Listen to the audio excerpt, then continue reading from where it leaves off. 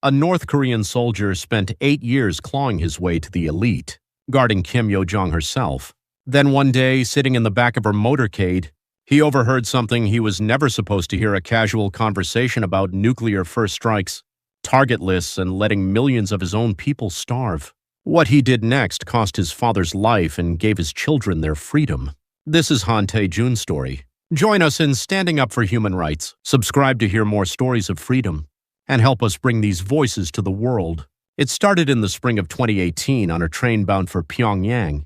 I'm Han Tae-jun, and I grew up in a mining town in Cheongjin, North Hamgyong Province. My father, Han Chol-ho, spent his entire life in that mine. Coal dust was ground so deep under his fingernails it never came out. His hands cracked and bled every winter, but he never missed a single day. Miss a day, lose your rations. Tae-jun, you will never work in that hole. That's what he always called it, the hole. 12 hours a day, no sunlight. That was my father's whole life. When I turned 16, he pushed me toward the military. In North Korea, the army is basically the only ladder a regular person can climb. The day I enlisted, he grabbed my shoulders and said something I've never forgotten. This is as far as I got, but you have to go further. It was the first time I ever saw my father cry. For 8 years, I drove myself like a man possessed. Top marks in shooting, physical training, political study, everything. Then one spring day in 2018, my unit's political officer called me in. Comrade Han Tae-jun, you've been reassigned to the Pyongyang Guard Command. Pyongyang. We only ever saw it on TV. My parents' generation thought Seoul would be paradise after the Korean War. I thought Pyongyang would be mine. I went home to Cheongjin to tell my father, Dad, I'm going to Pyongyang, the Guard Command. He nearly dropped his glass. He knew exactly what that meant. The Guard Command protects the supreme leader. Only the elite go there. That night, he brought out every coin he'd saved his entire life. About 2 million North Korean won a small fortune for us. Take this. Buy clothes. Eat well. Dad, I can't. Enough. I'll keep working here. You go to Pyongyang and become something. Become something. Those words split me open. Had my father, after 40 years in that mine, never been able to become something? April 2018, I arrived in Pyongyang. High-rises along the Taedong River. People in clean clothes. So this is what our country really looks like, I thought. Everything I'd seen in Cheongjin, the hunger, the hollow faces, I told myself that wasn't the real North Korea. Pyongyang was. My first meal at the Guard Command was white rice. In Cheongjin, that was a holiday dish. Here, it came every single day. Meat appeared 2 or 3 times a month. In the spring of 2019, I got married. Her name was Lee Soo-jin. She read the news on Korean Central Television, the same broadcasts announcing South Korean puppet provocations. She was from Wonsan in South Hamgyong.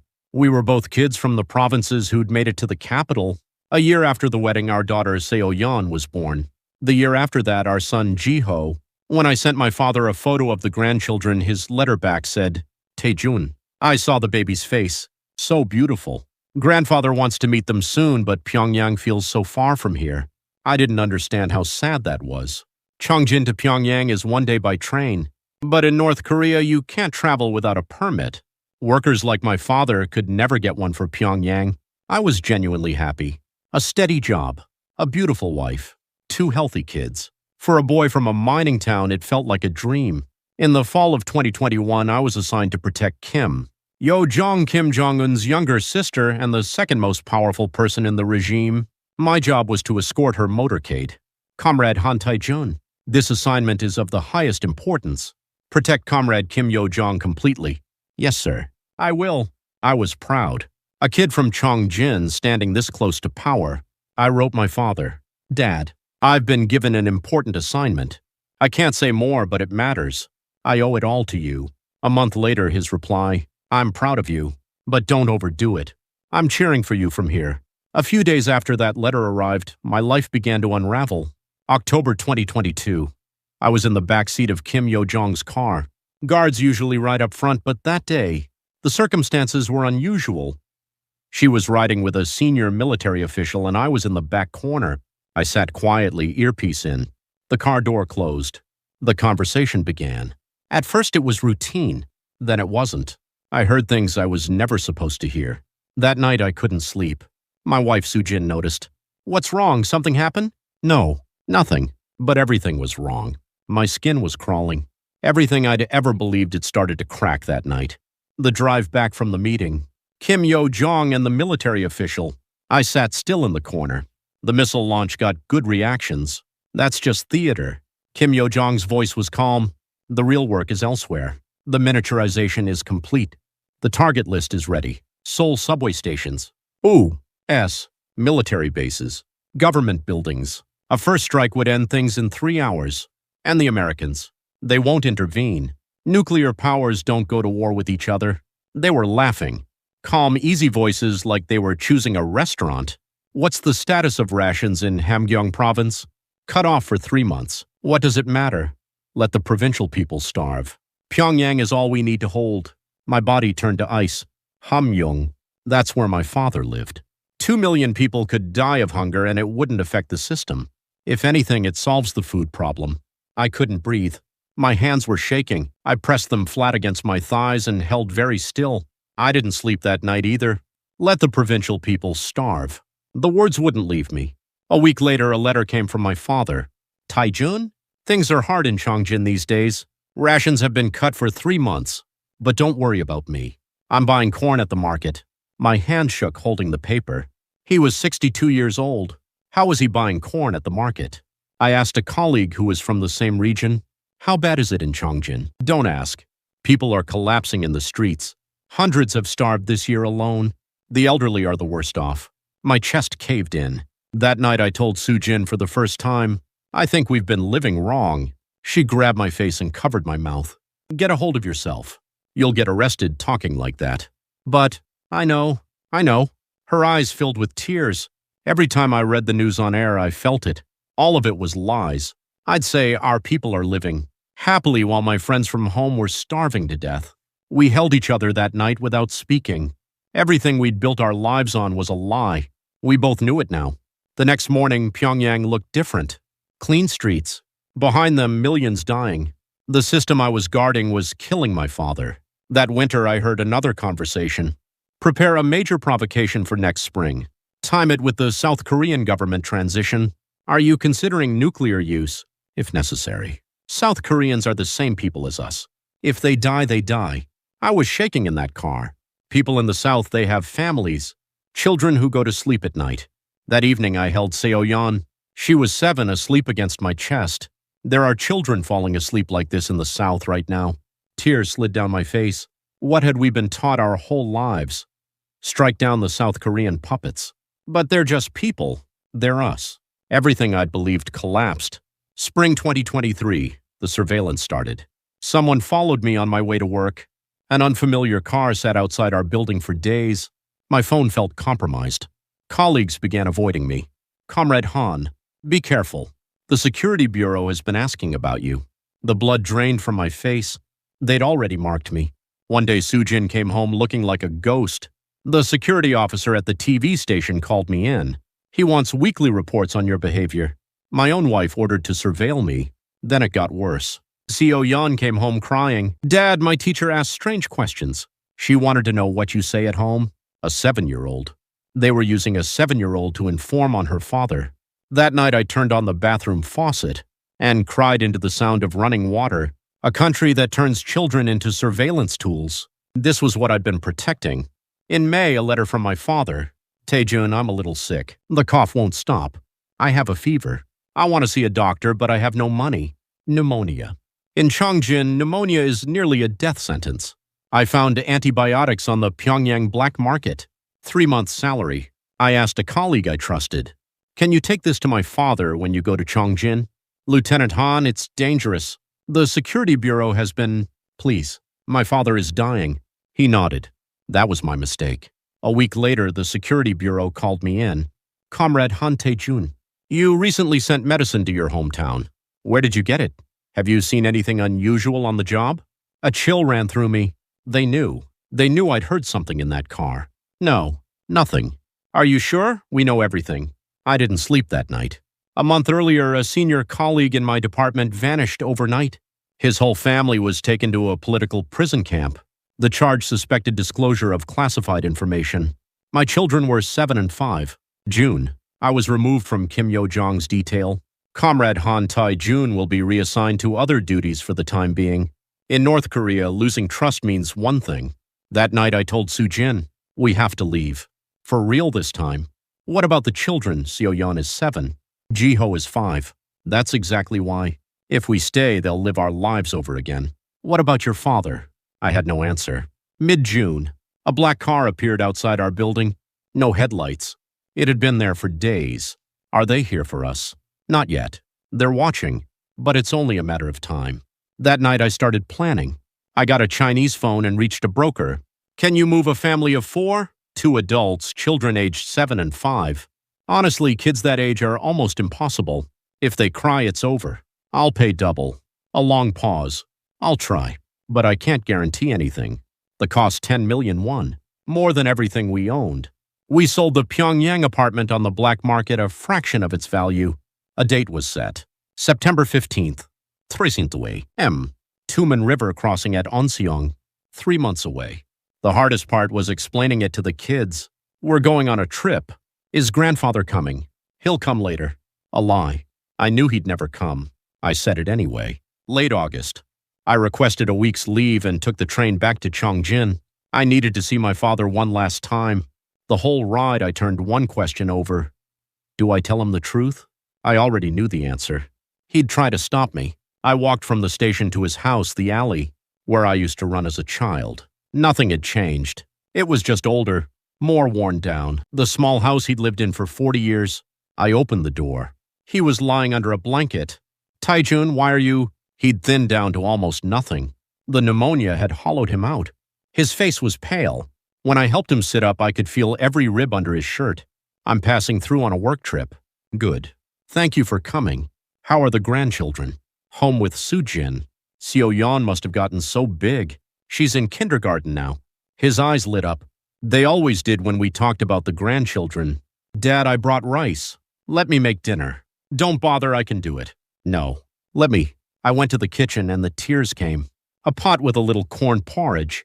That was all he'd had. I rinsed white rice, the kind I'd brought from Pyongyang. I cooked it and set the table. White rice kimchi 된장찌개. Simple. My father lifted a spoonful of white rice and just held it in his mouth for a long moment. He looked like he was having trouble chewing. Slow down, Dad. It's good. It's so good. Watching him, I felt something break in my chest. A man who'd worked his whole life in a mine, who'd given everything for his son. Now in his old age, overjoyed at a bowl of plain rice.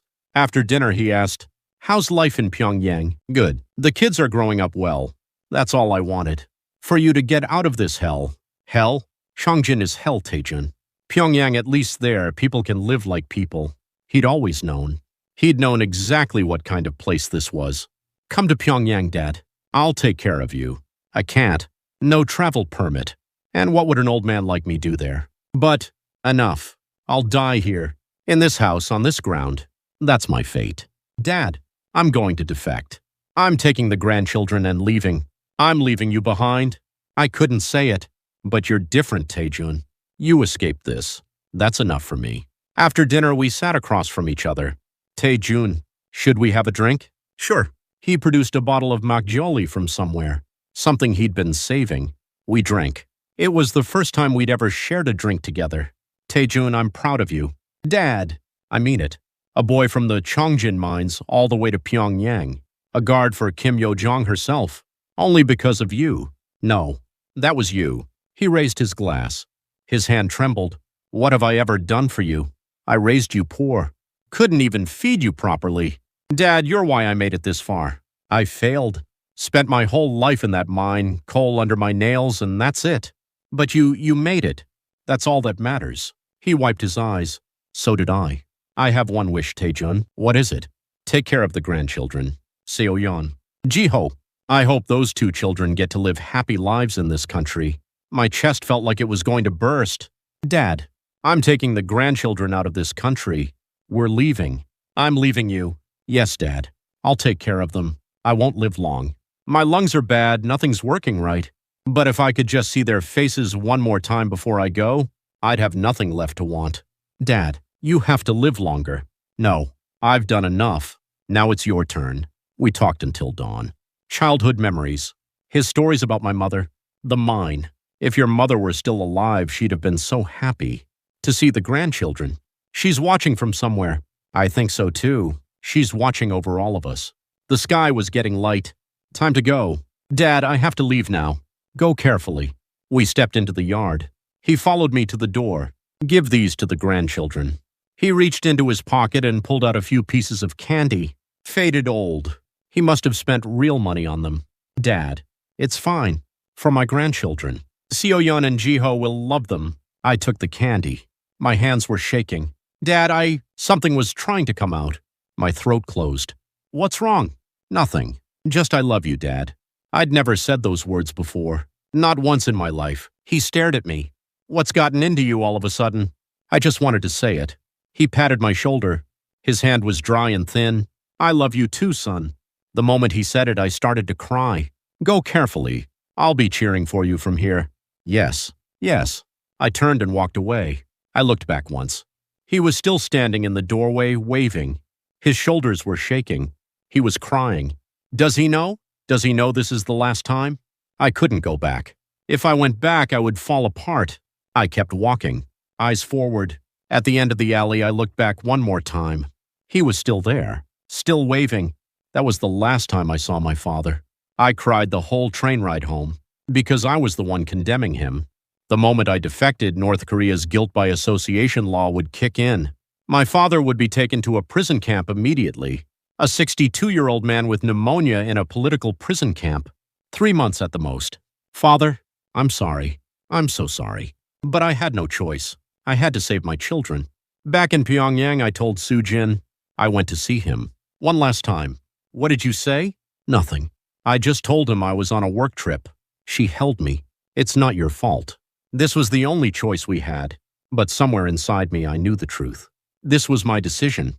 My guilt. September came. We packed the essentials. The children's clothes. Medicine. What little money we had left. I gave Seo-yeon the candy from her grandfather. Grandfather said, this is for you. She took it and looked up at me.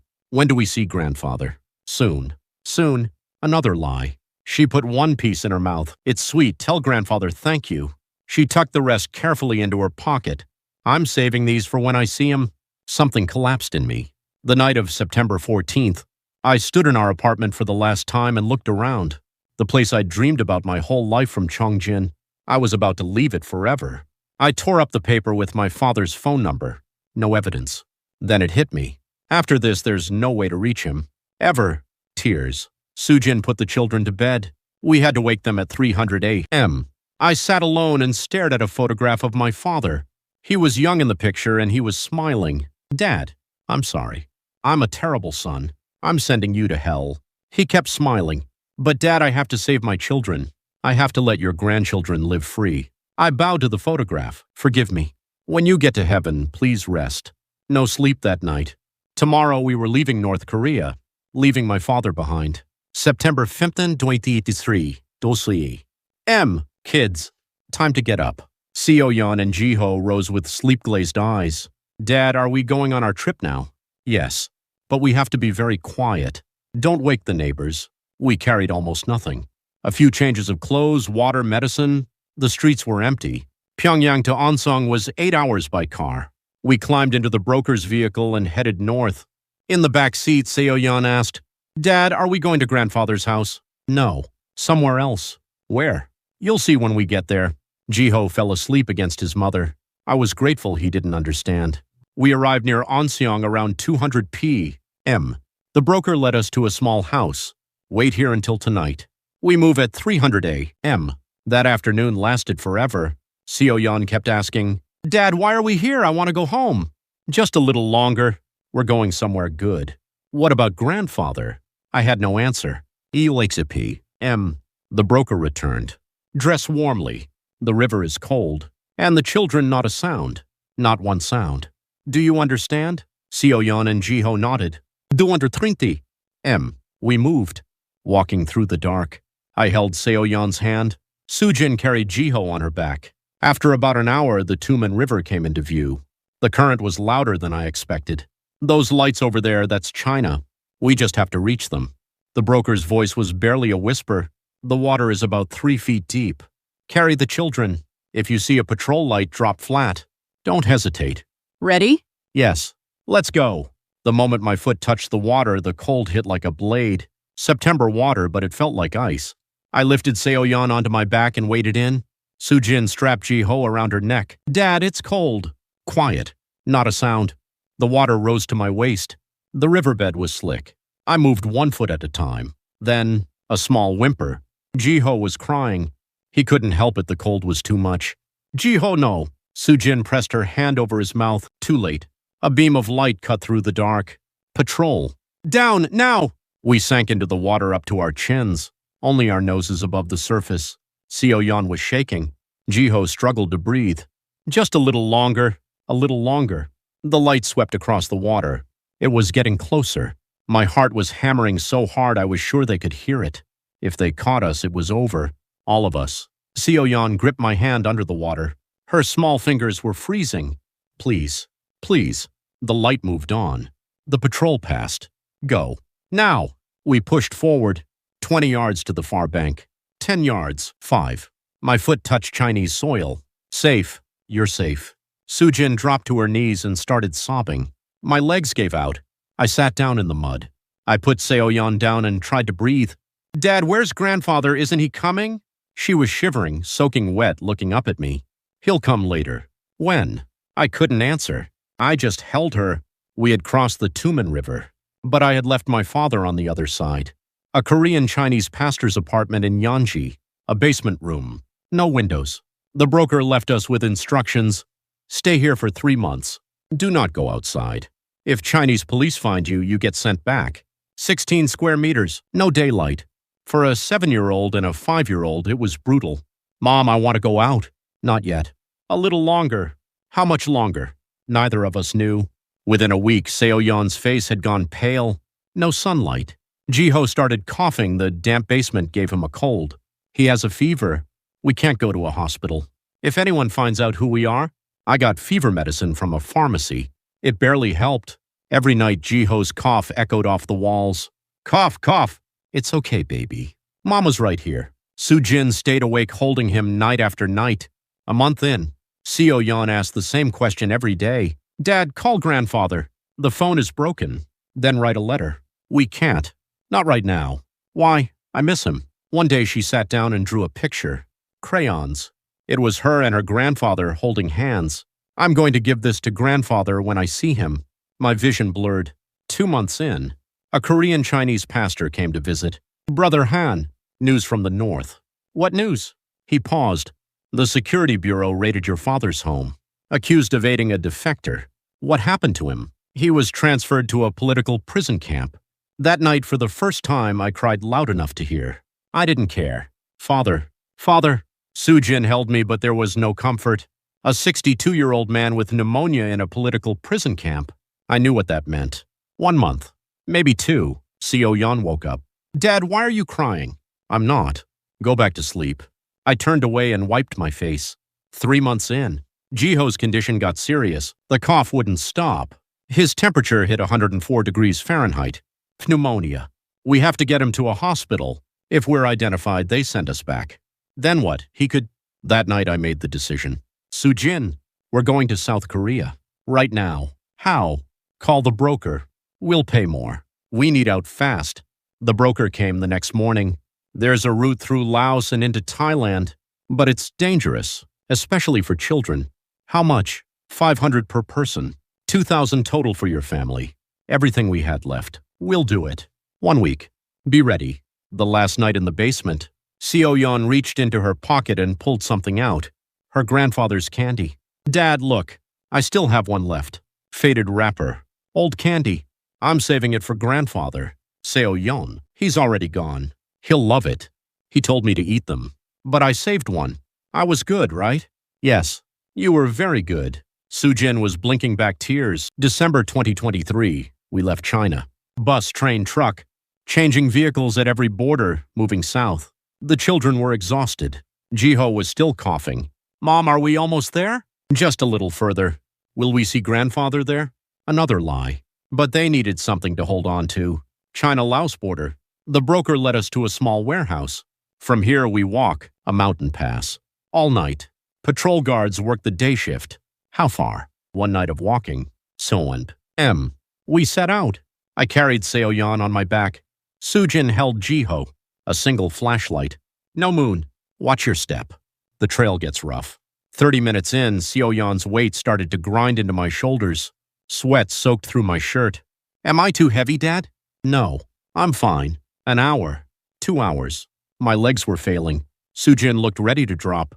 Can we rest? No time. We need to be over the border before dawn.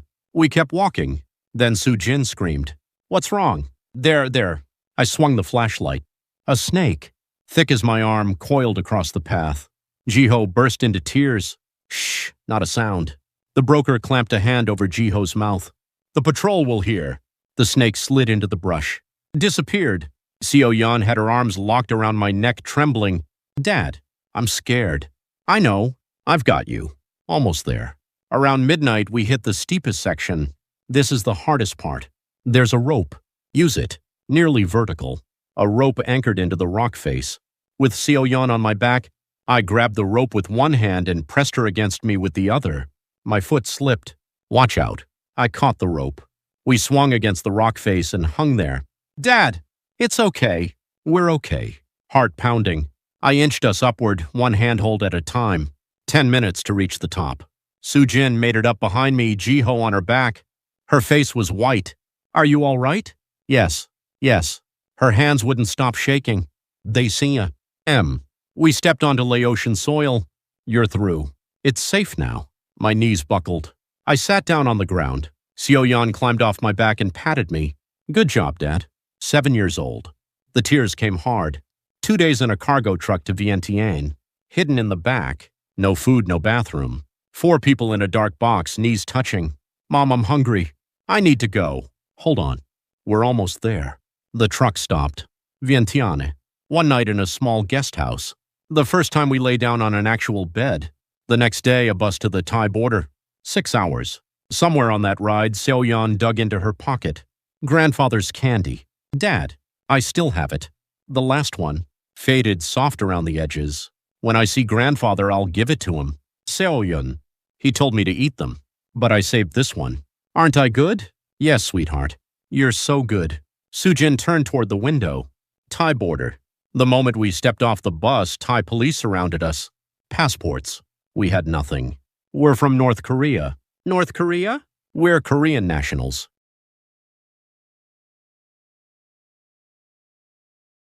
Please, help us. The officers looked us over. Then they looked at the children. Ragged clothes. Faces burned dark from weeks outdoors. These kids, one of the officers said quietly. Seo-yeon walked toward him. Excuse me, can you find my grandfather? He's in North Korea. The officer bent down to her level. Your grandfather is in North Korea. Yes, I have to give him this candy. She pulled it out of her pocket and showed him. The officer's eyes went red. I'll contact the South Korean embassy right away. Thank you. My knees gave out. I went down to the floor and bowed. Thank you. Thank you so much. Soo-jin was already crying. A refugee facility. 3 days later, a South Korean embassy official arrived. You're the Han Tae-jun family? Yes. You've been through so much. You're safe now. I started to sob.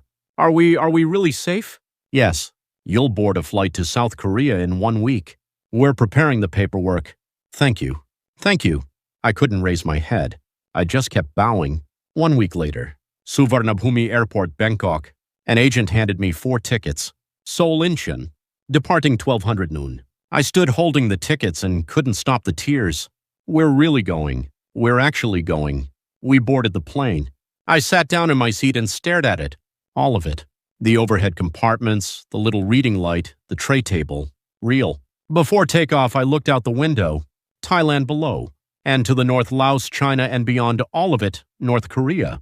Father, I'm going to South Korea now. The free country you dreamed about your whole life. But what is freedom without you? The plane climbed into the clouds. Sun on the water below. Seo-yeon pressed her face against the window. Dad, do you think Grandfather lives in the clouds? I think so. Then he can see us right now. He can. He's watching us. He's smiling. She turned to the window and waved. Grandfather, it's Seo-yeon. We're going to Korea. I couldn't see clearly. My eyes wouldn't stop. Jiho was asleep in his mother's arms. Peaceful face. These children will grow up free. But they'll grow up not knowing their grandfather. What kind of man he was. How much he loved them. That's mine to carry. I'll tell them every day for the rest of my life. Sujin took my hand. We did it. Yeah, we made it. I'm so sorry about your father. Me too. We held on. 5 hours later, the pilot's voice came over the speakers. Ladies and gentlemen, we will be arriving at Incheon Airport shortly. South Korea appeared below the clouds. High-rises, wide roads, a city blazing with light. That's Korea. That's the Republic of Korea. Something swelled in my chest until it hurt. The plane landed. The door opened. Welcome to the Republic of Korea. A flight attendant said the words and my legs stopped working. We were here. We were actually here. Free land.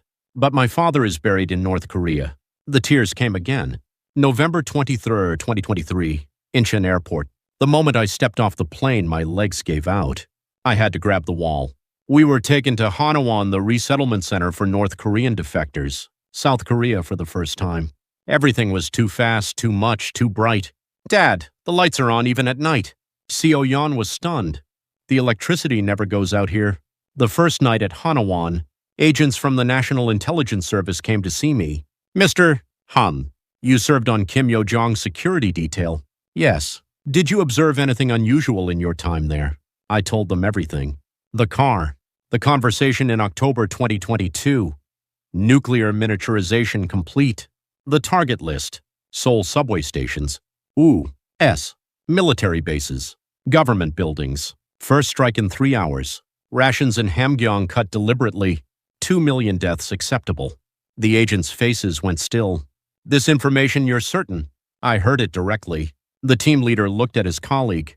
This is more serious than anything we've confirmed, especially the target list. This needs to go to the president. Does my testimony help? Help doesn't begin to cover it. This is critical intelligence. A small relief settled over me. Father, what we paid wasn't wasted. It goes toward protecting South Korea. 3 months of NIS debriefings.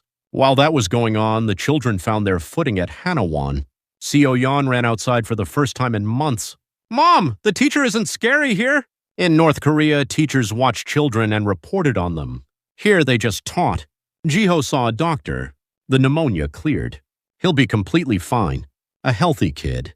I sat in that office and cried. After Hanwon, we settled in Gyeonggi province. Government support. A small apartment. Seo-yeon enrolled in 2nd grade. Dad, the kids say I talk funny. That's okay. You'll get used to it. Jiho started kindergarten. Mom, there are so many toys. They were adapting. I got my first paycheck from a South Korean job. The first thing I did was buy a picture frame. I put my father's photo in it and hung it on the wall. Every morning I bow in front of it. Dad, I'm sorry. Because of me, because of what I did. Sujin bows beside me. Forgive us. We had to survive. We traded your life for ours. One morning Seo-yeon asked, Dad, when is grandfather coming? Grandfather, he's in heaven now, watching over us from there. Heaven? Yes. She went to the photograph and placed something in front of it. The candy. The last one. Grandfather's candy. Grandfather, I saved it. Please eat it. A 7-year-old's tears on her face. Sujin and I were already crying. Summer 2024. I met someone from Chongjin at a North Korean defector gathering. Do you know a man named Han Cholho? He worked in the Danshin mine. Han Holho. Yes, I knew him. What happened to him? Silence. He passed away in the winter of 2023 in a political prison camp. I already knew, but hearing it said out loud, something in my chest gave way. His last words were, my son is out there living well. That night I stood in front of my father's photograph and wept until I couldn't breathe. Father, father! Sujin held me, but nothing helped. Now I work for an organization that helps North Korean defectors resettle in South Korea. I speak publicly. I tell people what North Korea actually is. Right now, as we sit here, 20 million people in North Korea are hungry. While Kim Yo-jong and the inner circle build nuclear weapons, the people are left to starve. I heard it with my own ears. Let the provincial people die. It doesn't matter. That is what they actually think. After every talk, someone asks, what happened to your family? I left my father in the north. He died in a prison camp because of me. Do you regret it? Every day. But I'd do it again. I had to save my children. I dream about my father every night. In the dream, he's always smiling. You did right, Taejun. Just raise the grandchildren well. Dad, I'm so sorry. It wasn't your fault. I wake up and the pillow is wet. Seo-yeon is 10 now. She speaks Korean perfectly. Dad, when I grow up, I want to help North Korean people. Why? Because there are so many people suffering like grandfather. I want to help them. Jiho is 8. Growing up bright. Dad, when Korea reunifies, can we meet grandfather? Grandfather has gone to heaven. But when Korea is one country again, we can find where he's buried. Then I hope it happens soon. Me too, son. Reunification. That's my last wish. When that day comes, I'll go to Chongjin. I'll find my father's grave. Father, I came back. I brought your grandchildren. I pray for that day. Every single morning. Freedom was not free. It cost my father's life, but I will not let that cost be for nothing. For the 20 million people still in the north. For my father's sacrifice. For this country. I will keep telling people what I saw. What Kim Yo-jong said. What the inner circle really believes. The people dying of hunger. That is the last thing I can give my father. Every morning I bow in front of his photograph and say the same words. Dad, I will live well. I will raise your grandchildren right. And I will fight for the people still in the north. I love you, Father. In the photograph, he is smiling. He smiles every day.